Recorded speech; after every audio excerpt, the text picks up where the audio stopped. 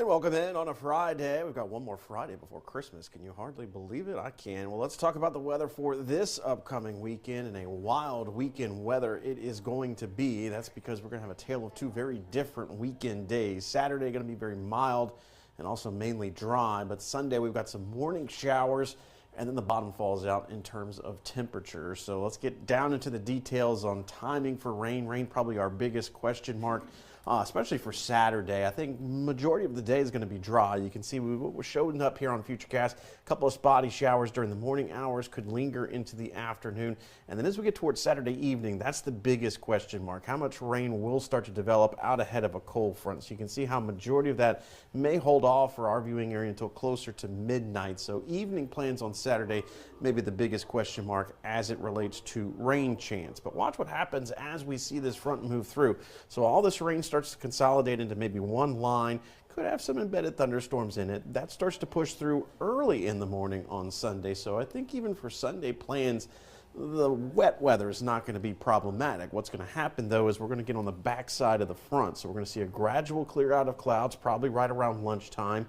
And then the bottom is going to fall out in terms of temperature. We could see falling temperatures through the day. So we may start out the morning right around 50, 55 degrees and then be in the 40s as we look towards the afternoon hours. So it could be one of those topsy-turvy kind of days. But I think for plans that are going to be during the afternoon hours on Sunday, the weather will cooperate in terms of moisture or rain. So how much rain will we see through the course of now all the way through Sunday? We're expecting manageable rainfall totals. You can see most of us receiving around a quarter to maybe a third of an inch of rainfall. So not a whole heck of a lot of rainfall, but it could leave around a little bit some soggy ground for Sunday plans. So let's get into some of those plans for Saturday.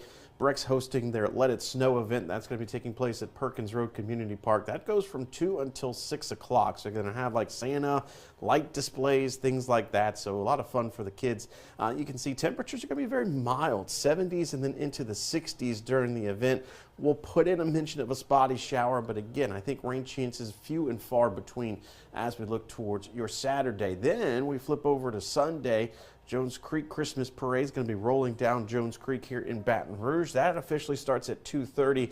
Expect breezy and chilly conditions. Again, temperatures may be falling through the afternoon. So kind of the start of the event right around 50 degrees and then into the event as we head into the 40s. But add in the wind chill.